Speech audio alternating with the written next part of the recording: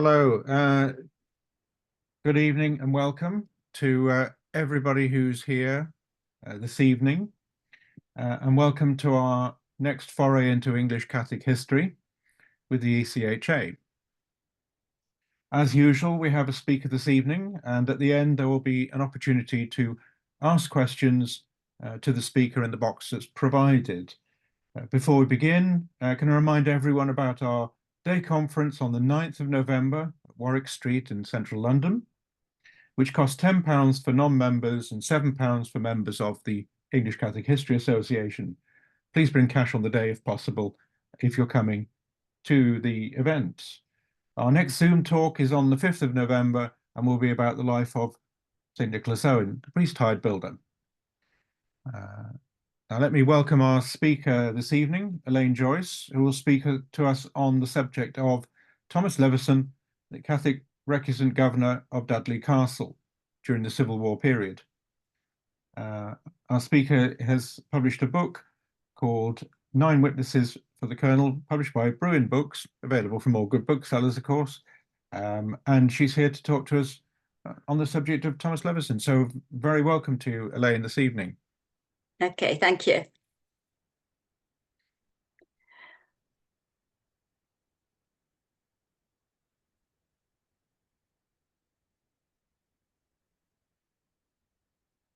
So good evening, everybody.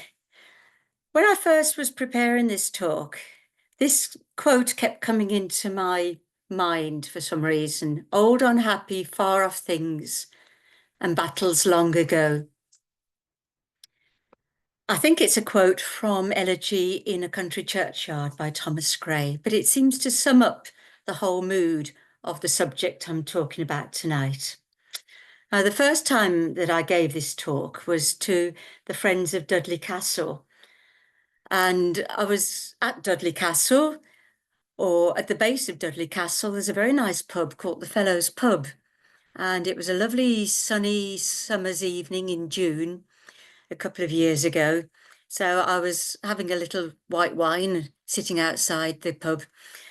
And I got to thinking, all those happy people who were relaxing and chatting on a summer's evening, it must have been a very different scene 380 years before, when in August 1642, as the Civil War was beginning, Dudley Castle was being garrisoned for the fight that was to come. In Dudley, it would have been busy and noisy, young men constantly arriving and being given weapons and armour, training in firing muskets or swordplay, and riding their horses up and down. No doubt heading to various taverns in the town to have a few ales, which would lead to fairly boisterous behaviour. They were assigned sleeping quarters and being fed in large quantities. Horses were being led into the stables or riding out for training. Supplies were being delivered. There was sawing and hammering as the castle was reinforced against attack. 60 men arrived from Worcester in August 1642, from Worcester under Captain John Beaumont. Overseeing and organising all this activity was Colonel Thomas Leveson, who had been appointed governor of Dudley Castle.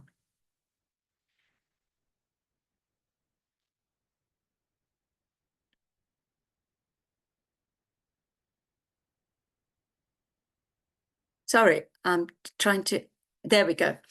Dudley Castle then, and that's a general view of it. So Thomas Leveson, bit of a fiery character actually, quite interesting in many ways. And he was from one of the local recusant families. So a bit of a rough map here. We have Wolverhampton, where Thomas Leveson came from. Quite nearby, we have Chillington Hall, where the noble Gifford family lived, and Boscobel Hall, where the Gifford family owned that. And Wolverhampton was very much known as a centre for Catholics and recusants. The Gifford family who lived near Wolverhampton at Brood were recusants, and they had the kind of estate where The tenants were all Catholic as well, and the recusant tradition went back to Elizabethan times. This is John Gifford and his wife Joyce, who had married into the Gifford family, Joyce Leveson. So the Leveson family and the Gifford family were interconnected. And of the many Catholic families around Wolverhampton, they were more likely to support the royalist side when war broke out. They would have been fearful of an intolerant Puritan government coming in, and they would support King Charles I because of his Catholic wife, Queen Henrietta Maria, and also Catholic gentry tended to be very much in support of the status quo, the hierarchy as it was. They didn't like the idea of rebellion. So the Leveson family, this was their home at Snow Hill in Wolverhampton, a very imposing moated mansion house. And they built this making a bit of a statement about their wealth and their status. They were prominent wool merchants, and they were involved in several of the Black Country industries like ironmongery and coal production. Thomas Leveson, it seems he was born in 1615 because there's a baptism of Thomas, son of Walter Leveson, at St. Peter's Collegiate Church in Wolverhampton. His mother was Dorothy Gifford, the Gifford family again. And if this is the correct baptism, then he was 27 when the Civil War began in 1642. And he was at that time serving as a deputy lieutenant for the county of Staffordshire. So he was well placed for raising soldiers. And he began to raise a regiment of horse and foot soldiers in late 1642 and early in 1643. King Charles I appointed him as colonel in May 1643. And he was made governor of Dudley Castle. Now, the garrison at Dudley Castle was extremely important in the war in Staffordshire. It had a very important strategic position. You can see what a prominent position it has. It overlooks the whole countryside. It's quite high up on a solitary hill. It dominated the landscape. You could see for miles. It had a complete inner curtain wall, an outer wall, and a series of ditches, 60 feet wide and 15 feet deep. The area around was producing coal and iron, even back in those days. And the coal and iron making industry obviously was invaluable for supplying arms and ordnance for the garrison. The owner of Dudley Castle at that time was Humble Ward, who was a wealthy Catholic, and he supported the king. As I said, there was a large number of Catholics in the regiment of Leveson from the local area. Most officers in his regiment of horse were Catholic. For instance, Captain William Carlos, the one I wrote a book about, Major Simon and Christopher Heveningham, and most of the foot soldiers. They were drawn from the South Staffordshire area, where 11 to 22% of the population were Catholic. The North Midland Army was the best place for Roman Catholic royalists who wanted to stay near to home. The Protestant newspaper, Mercurius Aulicus, described the Wingfield garrison in Derbyshire in the Midlands as a nest of bloody papists. And a parliamentarian, Hervey Bagot, described Dudley garrison as full of heathenish cavaliers. Now, what was Leveson like? Well, his military career, first of all, he set about raising a regiment of 1,500 men, and one person who joined up and assisted him in recruiting was the recusant Catholic William Careless from Broom Hall near Brood. He's the one I wrote the book about. He was the hero of the oak tree later on, and he was a trusted officer in Leveson's regiment. The chain of military command, just to make it clear, was the Earl of Newcastle, William Cavendish, and he was in charge of the counties north of the River Trent, the North Midlands and East Anglia. So quite a handsome cavalier-looking man. Next below him was Henry Hastings, Lord Loughborough, and he was really a local man from Loughborough. And then underneath him was Colonel Thomas Leveson of Wolverhampton. But in spite of being reminded constantly that he was under the command of Henry Hastings, Leveson often refused to cooperate with his commander. He argued with the county commissioners, poached their money and recruits. He claimed immunity from orders quite often, and often refused to obey Hastings' commands. Leveson took a leading role in trying to seize control of the county when King Charles I ordered Henry Hastings and the High Sheriff William Cumberford to take control of Staffordshire. Thomas Leveson's role was to seize his hometown of Wolverhampton. He also took Dudley Castle, but later he had to abandon Wolverhampton. One of the first battles that he was involved with was the Battle of Hopton Heath, March 1643.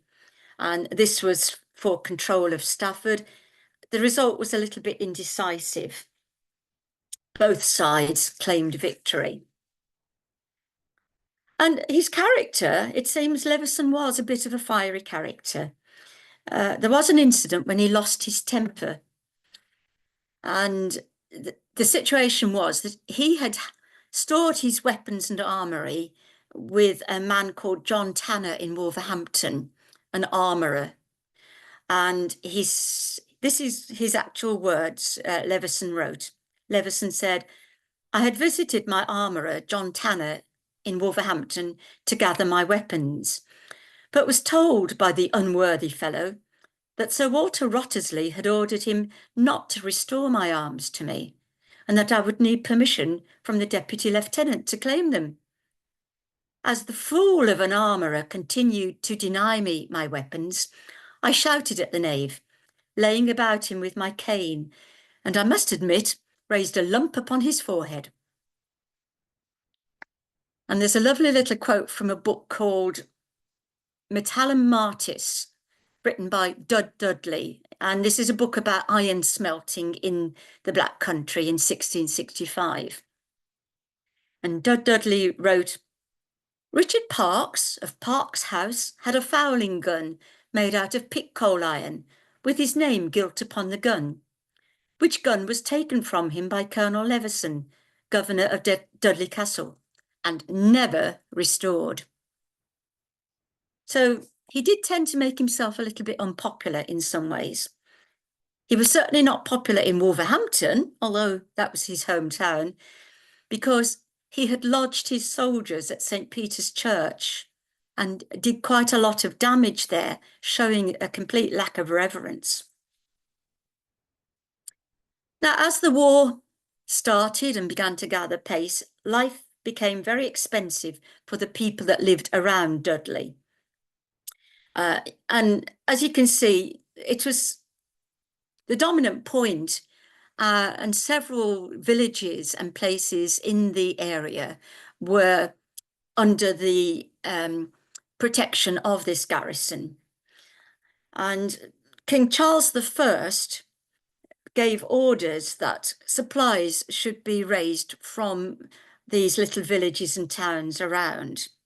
And the trouble was that the parliamentarian forces were also going to those towns and wanting provisions and fodder and lodgings. And here's a bit of a list of some of the towns around Dudley. Both Parliament and Royalist forces made demands for provisions, fodder and lodgings from Dudley, Codsall, Sedgley, Enville, Rowley Regis. And then in the borders of Shropshire, Lapley, Shareshill, Brood and Wolverhampton. In December of 1643, this is one of the demands that Thomas Leveson sent out to all those little towns. 12 quarters of oats, well dressed and winnowed, 140 feather beds, sheets, blankets and bolsters. So it looks as though he was planning porridge for breakfast for his soldiers, and he wanted them to have a good night's sleep with feather beds and comfortable blankets and bolsters. In that area around there were many garrisons. So as you can see, Dudley Castle was like the main garrison and very of crucial importance. But there were also garrisons at Chillington Hall and Castle and Lapley.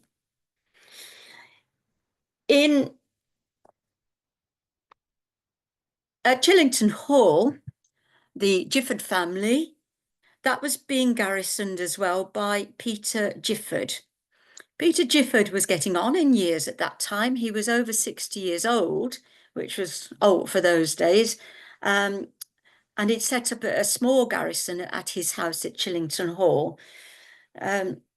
But it was taken and attacked by Sir William Brereton. Sir William Brereton was a formidable, skilled, highly organised commander of the parliamentarian forces in that area. And he attacked Chillington Hall, and Peter Gifford, the garrison and a priest, they were all taken prisoner. The house was retaken later by Captain Christopher Heveningham, based at Dudley, and so the house was restored to the Giffords.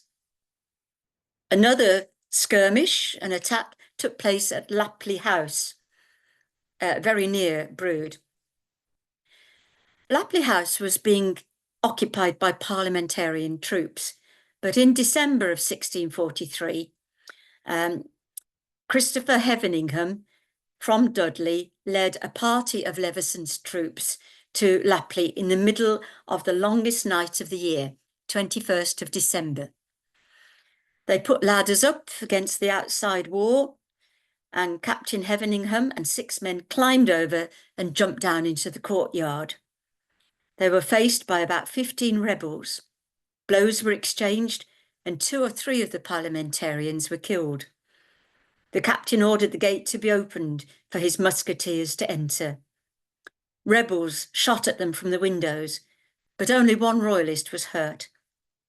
They climbed ladders to the windows, fought their way in and captured Lapley House with about 70 rebels, ammunition and baggage, and sent them as prisoners to Chillington. Parliamentarian troops were sent from Stafford to try and retake Lapley, but Colonel Leveson met them on the way with about 100 men.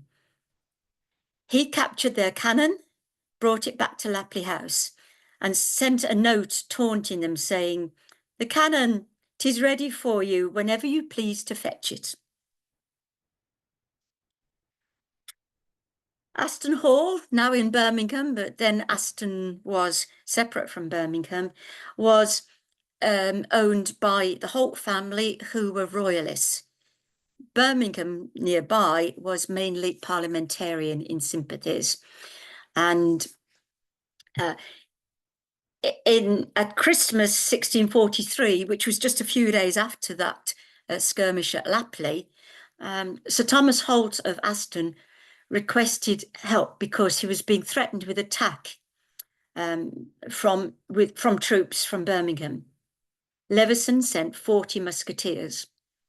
On the 26th of December, Aston Hall was besieged by 1,200 Brummies and forces from Coventry, and cannonballs were shot into the house, causing them to surrender. So with that one, Aston Hall had to be yielded to parliamentarian forces. Sometimes Leveson sent out raids to Birmingham and didn't make himself very popular with the Brummies with these various raids. One is described in a newspaper account of the time. Sir Colonel Leveson, the governor of Dudley, a garrison of the King's 6 miles from Birmingham, sent out Major Henningham with a party of about 200 horses, 200 foot soldiers, who marched from Dudley on Tuesday night last. At about 11 of the clock, they surrounded the town, and with their horse on the side street and their foot soldiers at the back of the houses, they placed them to keep the people in. Then 18 of their horse and 3 of their foot soldiers marched down Moore Street, who went down into Derrit End to look for the parliamentarian soldiers, as they pretended, but there were none there. And, as indeed the intent of their coming was to plunder, they fell to it very cruelly. In so great a barbarism as the like hath not been heard of before, insomuch that the poor women and children did make such a lamentable cry that they might have been heard a mile off, crying and weeping, and crying, "Murder, murder," and yet could find no pity, but the soldiers carried away all that they could lay their hands on that was worth the carrying away. In another account, it was reported that Leveson's troops drove away 300 head of cattle. We don't get many cows in Birmingham these days, but obviously at the time that was quite a serious crime. Now, what were conditions like in that garrison at Dudley? Well, I think it was pretty comfortable and the men were well fed. There was an archaeological dig in the 1980s, which yielded many interesting finds. Several remains were found of pottery and glass vessels and food remains. Apparently, lots of strawberries were eaten. Maybe they were grown around the castle and grounds. There were also dried figs and raisins. Bones were found, showing that mutton and rabbit was often eaten, as well as pork, venison and beef. There were traces of cereals and grain, and even hemlock, which might have been used as an anaesthetic. Leaves were generally used for toilet paper, but it seems there was a shortage because remains have been found of fine cloth or even tapestry cut into small squares. And so moving on into 1644 was when the siege of Dudley Castle took place. In May 1644, there were orders going out from the castle for 300 men plus tools to work on fortifying the castle more strongly. In June, the constable, Wrottesley, was ordered to provide 50 able workmen, and they had to actually bring their own food. They weren't even given sandwiches for lunch. King Charles I was at Evesham in June 1644, when 1,000 parliamentary infantry under Colonel Mitten, who was the parliamentary commander at Wem, and Sir Thomas Middleton approached the castle. At this time, Leveson was not at the castle, he was elsewhere, but Lord John Beaumont, his deputy, was in charge of the castle. The siege took place and it lasted for about 3 weeks. And again, there's a contemporary account of it, which gives a vivid picture of what it was like.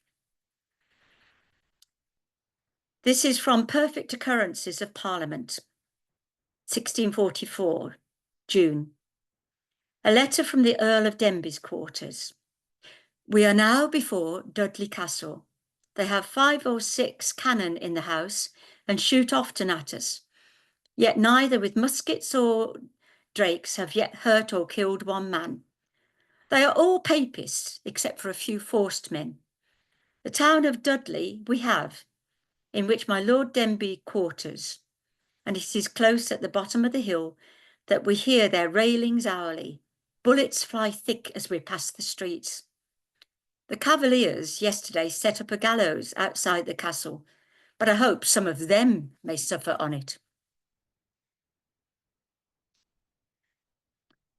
The castle is the treasury of Roman Catholics. It is full of bloodthirsty papists, but our men fight more resolutely, and I hope through God's goodness we shall gain the castle, but it will cost some blood.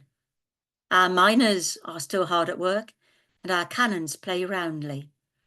We have had only one man slain and 2 wounded, one in the thigh, the other in the arm, and a young woman in Dudley town shot with a Drake bullet, who died the 4th of June. So you can get a vivid picture there of the fighting that went on and this poor young woman that died accidentally. On June the 11th and 12th, the garrison was relieved by royalist forces from Worcester. King Charles I ordered that forces from Worcester should relieve the siege of Dudley, and 2,500 cavalry were sent under Lord Wilmot and the Earl of Northampton and Cleveland.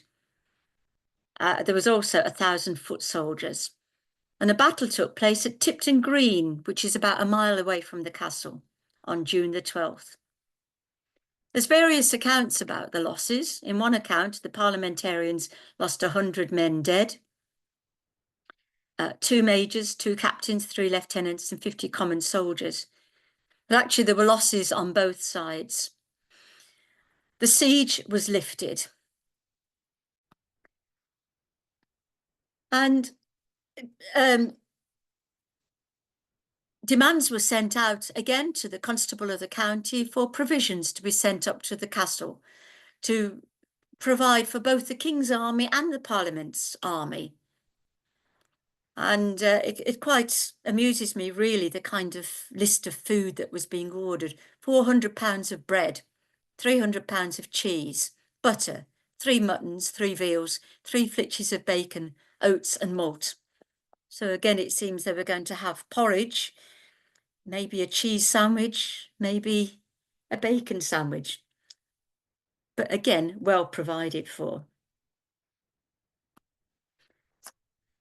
Now, the reason why Leveson wasn't at that first siege of Dudley Castle, he was away in July of 1644 at the Battle of Marston Moor. So the June and the July, he was at Marston Moor fighting for the Royalist side there.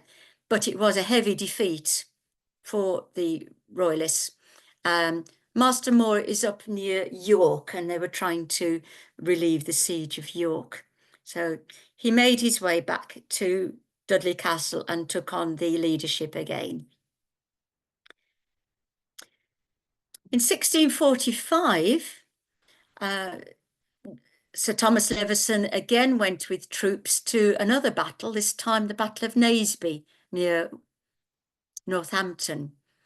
Again, a bad defeat for the Royalists, and that summer of 1645, the number of burials in Dudley Church goes up significantly. So you've got May the 23rd, John Deacon, a drummer, June the 14th, Thomas Smithfield, a soldier. Not my spelling, by the way, that is the spelling of the time. Sharwood, Elates, Mansell, Sampson, Alexandra. So a very heavy death toll in comparison to the usual burials at Dudley Church. And it gives you some idea of the effect on the town and the garrison. And then another year went by. In 1645, a siege was in the offing again, and this time it was under the leadership of Sir William Brereton, as you remember maybe, a very skilled and determined parliamentarian leader. By this time, the general picture in the Civil War was that the Royalists were losing all over the place. In 1646 then, William Brereton and Colonel Sanderson gathered a force of about 3,000 men in Wolverhampton, and they had the intention of using it against royalist forces at Tutbury Castle, Lichfield, and Dudley. On Tuesday, April the 21st, a drunken mob of parliamentary men, actually that surprises me because I didn't think parliamentarians were usually drunkards, but anyway, this was a stray mob of drunken parliamentarians. They were making their way to Dudley. They were aggrieved because they hadn't been paid. One unfortunate man who annoyed them because he failed to tell them where the next tavern was killed by them. Sir William Brereton caught up with them and soon imposed order. Moving on towards Dudley, the parliamentarians crossed the River Tame at Great Bridge. You can imagine the hard work there of bringing the cannons and the horses across a narrow bridge on the way to Dudley. When they got to Dudley, they found that the high street of Dudley was in a most appalling mess, with St Edmund's Church demolished, houses burned, and cattle wandering about. So Thomas Leveson's idea had been that the houses near the castle would provide shelter and lodgings for the parliamentarians and a good place to shoot from. So his plan was to just demolish them and burn them down, and the Church of St Edmund's. The cattle, I think they'd been trying to round them up to get them inside the enclosure of the castle. They hadn't got it done in time before the parliamentarian army arrived. And so the cattle were just wandering up and down the street, causing havoc. Leveson was obviously not very popular with the people of Dudley for the destruction that he had wreaked upon the town. The parliamentarian troops actually were able to use the stones from the demolished houses and built barricades that they could shoot behind from. Brereton didn't storm, mine, or bombard the castle. He just constructed siege works to blockade it. Now, there is a very touching story, actually, during the siege of Dudley Castle. Leveson, at one point, sent a letter to Brereton requesting safe passage for a funeral for Dorothy Beaumont. Dorothy, who was the wife of John Beaumont, deputy of the castle, Dorothy had a baby, Francis, who died near birth, and she had never recovered from the death. And sadly, Dorothy had died just as this siege was taking place. And Thomas Leveson wrote this letter to the parliamentarian commander. Lieutenant Colonel Beaumont's wife being dead, I shall take it for a favour if you will permit us to bury her in the upper church of Dudley without interruption. Sir William Brereton replied, on my entrance into this town, I found your drummer with a letter desiring to bury Lieutenant Colonel Beaumont's wife in the upper church, which is a civility I will not deny. Colonel Leveson's reply to this was, I thank you for your civility in affording a quiet burial to my Lieutenant Colonel's wife. I have here sent you a list of such as I desire may attend her funeral, of whom I desire your pass to come and return. So what a moment of civility and compassion in the middle of a siege, that they called a halt for a moment just to let the funeral procession of this poor unfortunate woman take place. Now the siege dragged on for a few weeks. In May, Brereton sent a letter demanding surrender, but Leveson kept stalling for time. He was trying to get word to King Charles I. But he must have realised King Charles I was unable to help. The royalist army was collapsing all around. many royalist leaders of other towns and cities and garrisons were surrendering. On May the 13th, Leveson surrendered. And it seems the terms of the surrender were so favourable that the townsfolk of Dudley were outraged. And there were many comments and accusations of treachery from other royalists. The terms of the surrender then, if there is a document at Dudley Archives which makes fascinating reading, and it, you know, even now I'm looking at it and thinking, well, that was very generous, really, very moderate and civilized. All gentlemen, their servants and officers in commission should march away. 2 months to decide whether to live at home or to leave the kingdom. Those staying at home enjoy their goods without plunder or molestation. No oaths are to be imposed. Carriages are to be provided for goods, and the soldiers are not to be forced to march more than 10 miles a day, and they can have free lodgings. All prisoners at the garrison are to be released, and goods to be restored to the country. All wounded soldiers at liberty to remain in the town until they are cured and have passes for safe passage after that.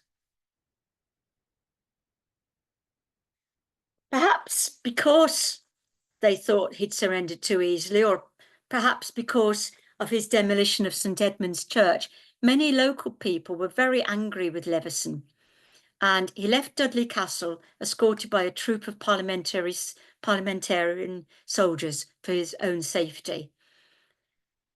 Brereton took over at 1 p.m. But I think it's that Leveson recognised the futility of holding out in a prolonged siege. He knew the king's army was facing widespread defeat, and he made sure that he could surrender under the most favourable terms possible. Maybe he thought a long siege would cause many, many more deaths. This is Sir William Brereton's account of the surrender. It is one of the strongest holds, both by situation and fortification, that we have seen in this kingdom, not to be approached, nor, I believe, undermined, nor scaled, nor battered. There marched out of the castle nearly 300 foot common soldiers, besides horse and 40 officers with horses and arms. They were well furnished with beer and plentifully with water. God had taken away their courage. After that, Sir Thomas Leveson went into exile abroad. The House of Commons on the 2nd of March 1646 ordered the castle, 1646 to 7, ordered the castle to be slighted. And at Dudley Archives, you can actually see that document with the order. It took a couple of years, actually, the 1647, then 1648. But this is a document of 1648 ordering the part demolition of the castle. And maybe some of you are better at reading that old writing than I am. I was able to make out the phrases for the pulling down of the tower and walls of the castle. And another phrase, that the county may be free from any danger by an enemy garrisoning it, and various signatures. And so that is what the castle looks like today. It was slighted, made unfit for use. So was it all worth it, I asked myself. The town was damaged, the houses were burned, the church demolished, the castle ruined. Leveson could have lived a life of ease and comfort. He ended up banished, broke, and his reputation ruined. But during the Civil War, men on both sides were convinced of their cause and ready to die for their beliefs. There was much heroism, as well as cruelty, violence, and crimes. And personally, I bear a bit of a grudge against the Cromwellian regime for the vandalism and reducing most of our castles to ruins. So thank you. That's the end of my talk. And if anybody would like to ask any questions, I'd really like to try and answer you. Excellent. Well, thank you very much. That was really interesting. It's learned quite a lot of things about that sort of period of history, and particularly in that sort of area as well. If anybody has any questions, if you'd like to put them into the box, you'll see at the bottom of the screen that it says there's a box basically to put messages in. So I'm just looking to see if there are any at the moment. Oh, yes, we've got a question here from Phil, who says, did any other castles give up as easily at that time, do you think? Oh, now that I don't know. That would be interesting to find out, actually. I mean, I made my comment that the Royalist army was kind of collapsing. So I'm sure some of them did give up more easily to save loss of life. I did once comment about, well, I did tonight, didn't I? But I resented all these fine castles being ruined. But somebody made a point, actually, that some towns were quite relieved about their castles not being able to be garrisoned anymore because it attracted battles to that place. And a lot of towns were safer once their castle was in ruins. Now, the subsequent history of the castle, again, I'd love to learn more about that. And it's a wonderful group, the Friends of Dudley Castle. They meet once a month, actually in Dudley Castle, which is very atmospheric. The Undercroft there is a brilliant place to go to. It's obviously changed hands several times and ended up as a zoo. And I mean, for many years, I had visited Dudley Zoo and enjoyed the elephants and the meerkats. And oh, yes, it was nice to climb on the cannon at the top of the hill.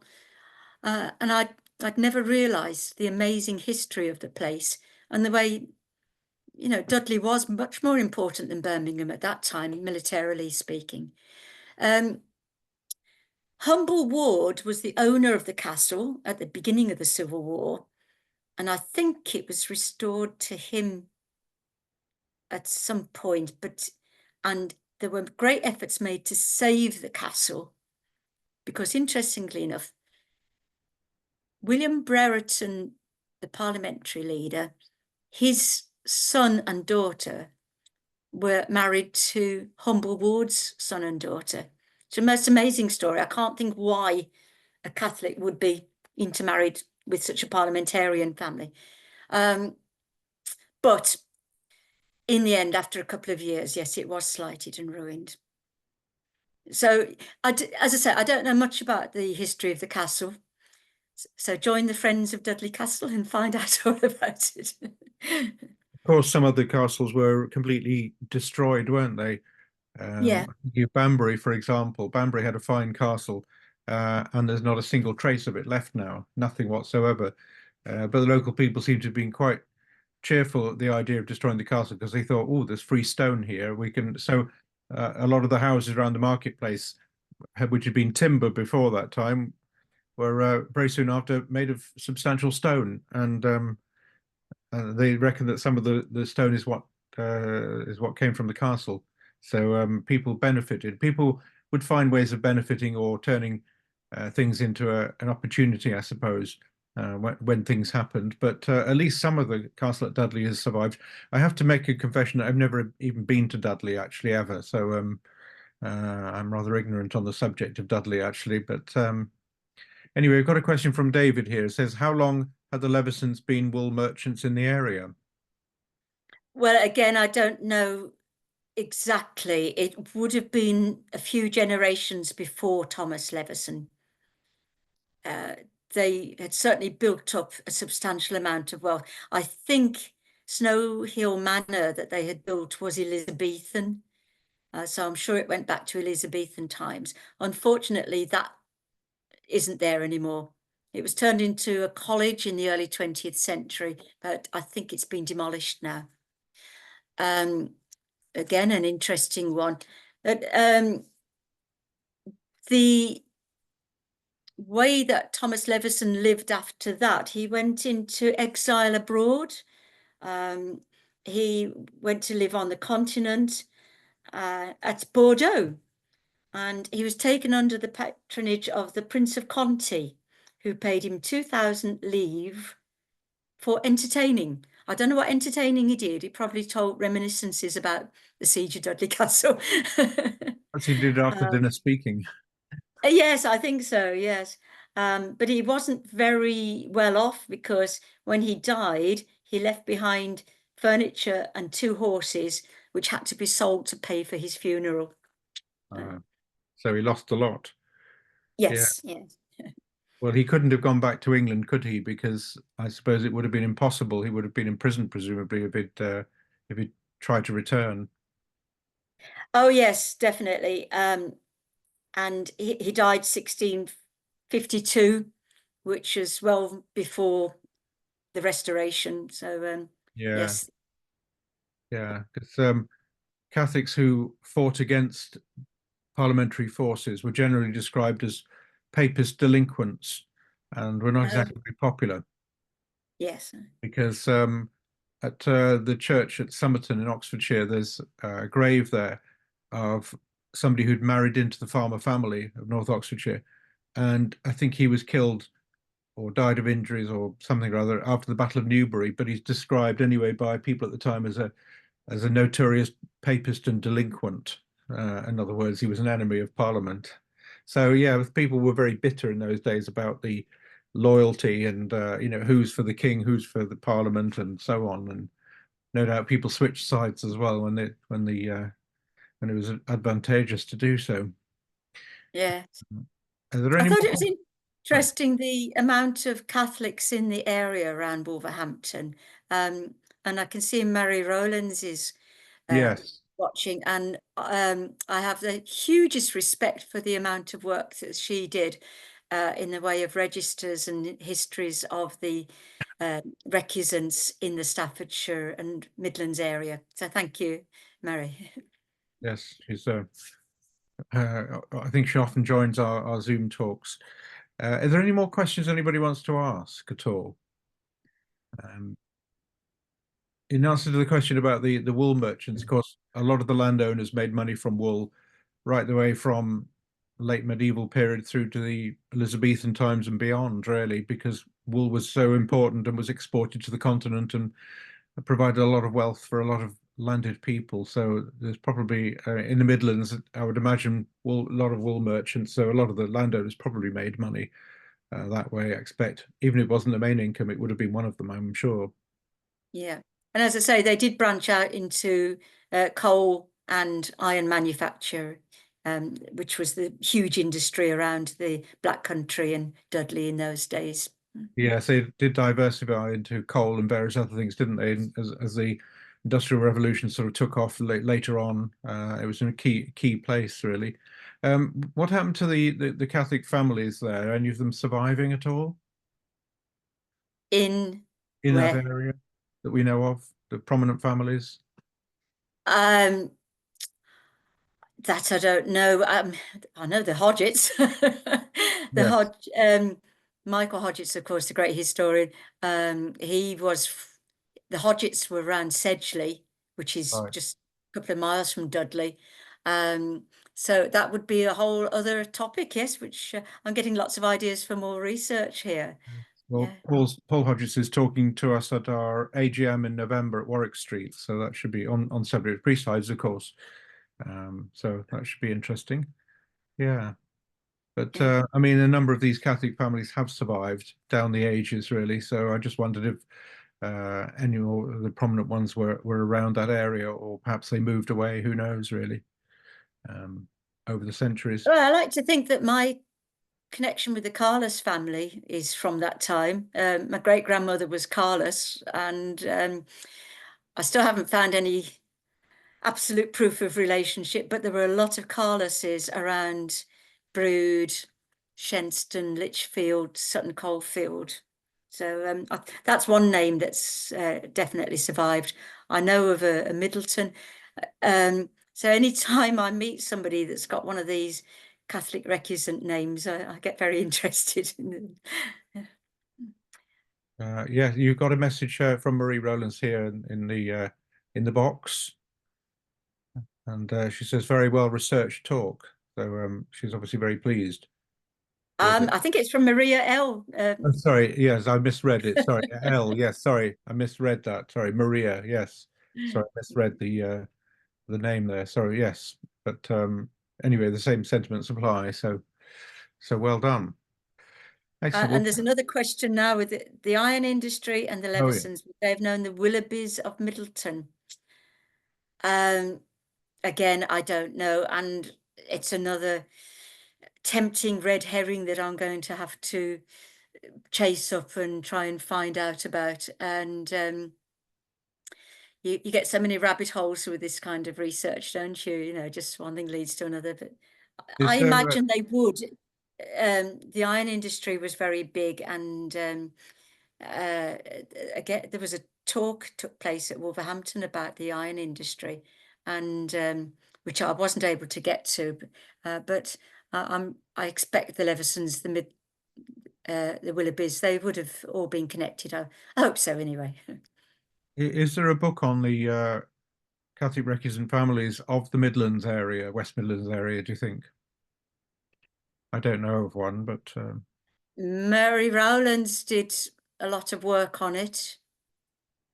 There's Greenslade, Michael hmm, Greenslade. Yes. Excuse me a minute.